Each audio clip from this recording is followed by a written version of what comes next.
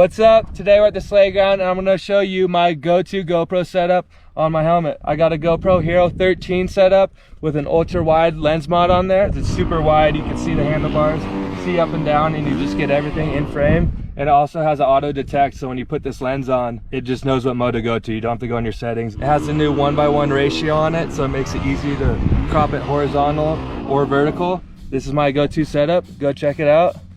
I love this bad boy. Mwah.